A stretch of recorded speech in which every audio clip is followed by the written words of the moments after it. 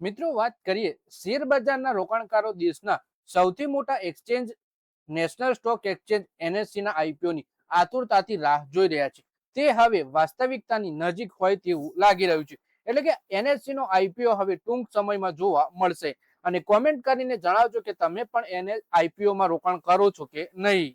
તો એનએસસી ના આઈપીઓ વિશે આપણે સંપૂર્ણ માહિતી ડિટેલમાં જોઈશું. એનએસસી તેના પ્રારંભિક દસ્તાવેજો એટલે કે draft red hearing prospect DRHP આગામી અઠવાડિયે બજાર નિયમનકારી security and exchange board of India SEBI સમક્ષ ફાઇલ કરી શકે છે. આ પગલું લગભગ એક દાયકાથી અટકેલી લિસ્ટિંગ પ્રક્રિયામાં નોંધપાત્ર પ્રગતિ દર્શાવે છે. એટલે કે આવતા અઠવાડિયે કંપની સેબીની અંદર DRHP ફાઇલ કરશે અને લગભગ 10 વર્ષથી આ લિસ્ટિંગ પ્રક્રિયા અટકી હતી, જે હવે નોંધપાત્ર પ્રગતિ દર્શાવે છે. પીટીઆઈ અનુસાર એનએસસી નો DRHP 15 જૂન અથવા 16 જૂને ફાઇલ કરી શકાય છે. આ આઈપીઓ માં કોઈ નવા શેર જાહેર કરવામાં આવશે નહીં. આખો ઇસ્યુ ઓફર ફોર સેલ હશે, જેમાં હાલના શેરધારકો તેમના હિસ્સાનું વેચાણ કરશે. એનએસસી ના મુખ્ય શેરધારકોમાં એલઆઈસી 10.72%, એસબીઆઈ અને SBI capital market 7.5%, Temasek affiliate Aranda investment અને Canada pension plan investor board નો સમાવેશ થાય છે. એટલે કે ઓફર ફોર સેલ હેઠળ આ આઈપીઓ આવવા જઈ રહ્યો છે, જેમાં એલઆઈસી 10.72% પોતાના શેર વેચે, એસબીઆઈ અને એસબીઆઈ કેપિટલ માર્કેટ 7.5% એ રીતે પોતાનો હિસ્સો વેચવા જઈ રહ્યા છે બધા. એનએસસીએ પહેલીવાર 2016 માં આઈપીઓ માટે અરજી કરી હતી, પરંતુ કોલોકેશન વિવાદ અને કોર્પોરેટ ગવર્નન્સ સંબંધિત મુદ્દાઓના કારણે સેબીએ મંજૂરી અટકાવી દીધી હતી.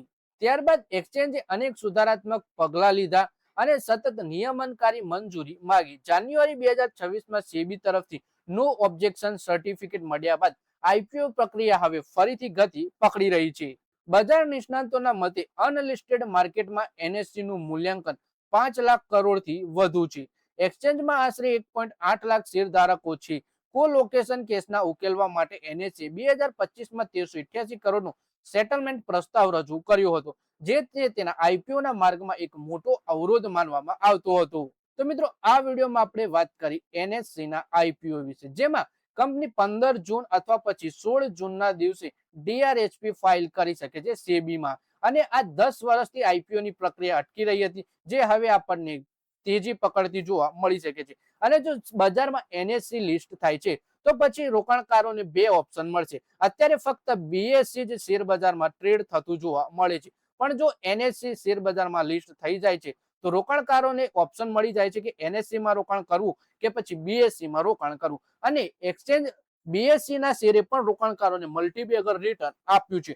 તો મિત્રો, આ વિડીયોમાં બસ આટલું જ. હવે મળીએ આવનારા વિડીયોમાં. ત્યાં સુધી વિડીયોમાં લાઈક કરો, કોમેન્ટ કરો અને વિડીયો પોતાના મિત્રો સાથે ફેસબુક, ઇન્સ્ટાગ્રામ, વોટ્સએપ બધી જગ્યાએ શેર કરો. અને જ્યારે પણ એનએસસી ના આઈપીઓ ની સંપૂર્ણ ડિટેલ જાહેર થશે ત્યારે પણ આપણે વિડીયો બનાવીને તમને માહિતી આપીશું.